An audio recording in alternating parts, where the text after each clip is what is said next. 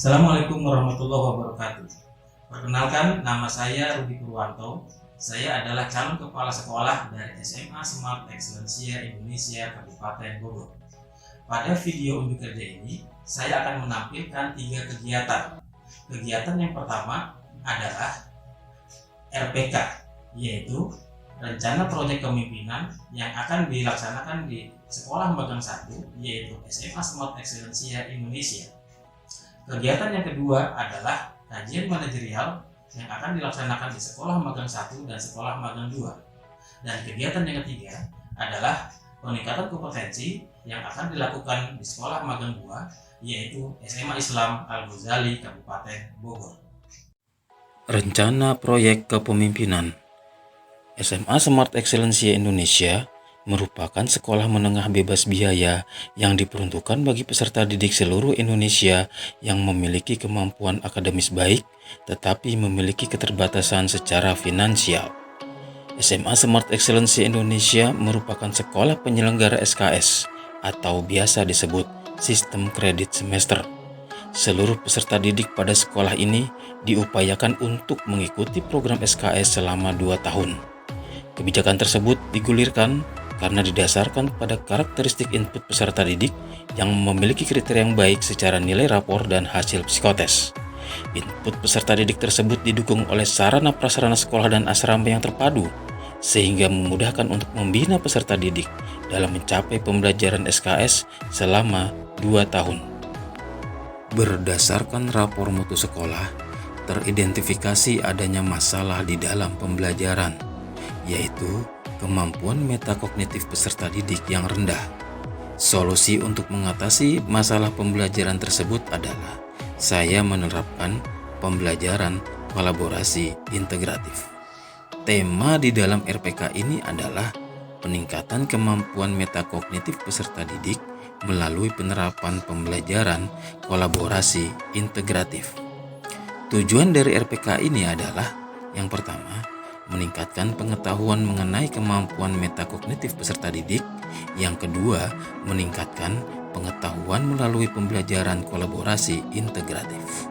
Indikator keberhasilan di dalam RPK ini adalah yang pertama, guru dapat memahami pengetahuan metakognitif. Kedua, guru mampu mengimplementasikan pengetahuan metakognitif ke dalam pengetahuan membuat tulisan peserta didik. Yang ketiga, guru mampu mengimplementasikan pengetahuan metakognitif ke dalam keterampilan membuat produk peserta didik. Yang keempat, guru mampu mengimplementasikan pengetahuan metakognitif ke dalam keterampilan presentasi peserta didik. Langkah-langkah kegiatan RPK. Langkah yang pertama adalah persiapan. Calon kepala sekolah berkoordinasi dengan kepala sekolah dan manajemen sekolah untuk membuat tim RPK yang dilengkapi dengan SK tim RPK. Kemudian mensosialisasikan tim RPK kepada seluruh guru di sekolah magang yang pertama. Langkah yang kedua adalah pelaksanaan. Pelaksanaan dimulai dengan dilakukannya in-house training yang disampaikan oleh narasumber yaitu Dr. Randa Nurhayati. In-house training dilakukan untuk memberikan wawasan dan informasi mengenai bagaimana cara menerapkan kolaborasi integratif. Kemudian dilakukan pemetaan mata pelajaran kolaborasi dan dilakukan diskusi kelompok kolaborasi mata pelajaran. Selanjutnya, seluruh guru akan melakukan penerapan pembelajaran kolaborasi integratif kepada seluruh siswa di kelas pembelajarannya masing-masing. Langkah yang ketiga adalah monitoring dan evaluasi. Monitoring adalah pemantauan rutin terhadap pelaksanaan kegiatan RPK, dan evaluasi adalah penilaian terhadap pencapaian indikator keberhasilan kegiatan RPK. Oleh karena itu, harus adanya koordinasi yang baik dengan tim RPK, selanjutnya adanya kunjungan terhadap kelas pembelajaran. Langkah kegiatan RPK yang keempat adalah refleksi. Refleksi dilakukan dengan mengevaluasi koordinasi dengan tim, kemudian mengevaluasi kunjungan ke kelas pembelajaran. Berdasarkan evaluasi tersebut, kemudian dibuat rekomendasi untuk ditindaklanjuti pada siklus kedua sehingga akan dicapai hasil pembelajaran pada kegiatan RPK yang lebih baik. Hasil dari kegiatan RPK adalah yang pertama, meningkatnya sikap, pengetahuan, dan keterampilan pada dimensi kompetensi kepribadian, manajerial, kewirausahaan, supervisi, dan sosial bagi calon kepala sekolah. Yang kedua, meningkatnya kemampuan guru dalam mengembangkan strategi belajar yang inovatif dan kreatif, yaitu dengan menerapkan pembelajaran kolaborasi integratif. Yang ketiga, meningkatnya prestasi belajar, khususnya kemampuan metakognitif peserta didik melalui penerapan pembelajaran kolaborasi integratif yang bermuara pada terwujudnya student well-being. Kegiatan yang kedua adalah kajian manajerial.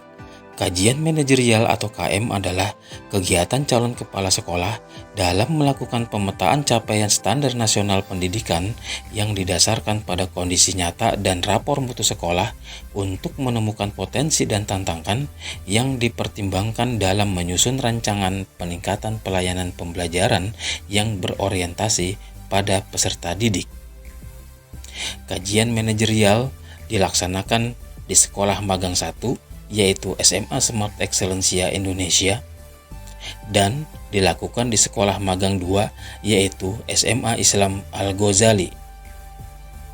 Metode pengumpulan data pada kegiatan kajian manajerial ini adalah dengan melakukan wawancara dan studi dokumentasi kepada wakil kepala sekolah bidang kurikulum, wakil kepala sekolah bidang kesiswaan, koordinator sarana prasarana, koordinator humas, bendahara sekolah, dan kepala administrasi. Kegiatan yang ketiga adalah peningkatan kompetensi. Peningkatan kompetensi atau PK adalah kegiatan calon kepala sekolah untuk meningkatkan kompetensinya berdasarkan kebutuhan individu dengan belajar dari kepala sekolah mentor 2. Peningkatan kompetensi dilaksanakan di SMA Islam Al-Ghazali Kabupaten Bogor. Setelah belajar dari kepala sekolah mentor 2 melalui wawancara dan studi dokumentasi, terjadi peningkatan kompetensi manajerial calon kepala sekolah khususnya dalam hal menyusun rencana kerja sekolah.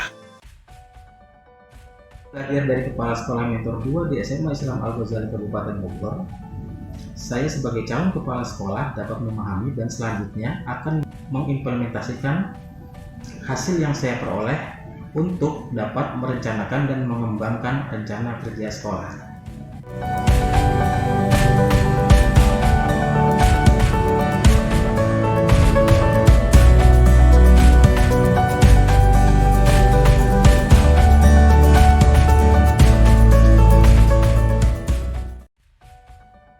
Selama proses pembelajaran kolaborasi ini, saya dapat meningkatkan motivasi dan nilai pelajaran saya, dan wawasan mengenai manfaat pengaplikasiannya dalam kehidupan sehari-hari.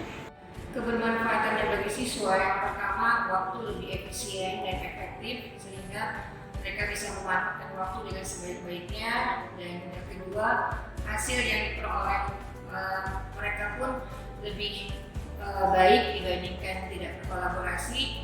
Kemudian yang ketiga, alhamdulillah yang kolaborasi yang kami lakukan itu ada aplikasi materi yang kami ajarkan sehingga mereka bisa secara langsung mempunyai pengalaman dari materi yang sudah mereka pelajari. Demikian laporan rencana tindak lanjut dalam video unit kerja ini.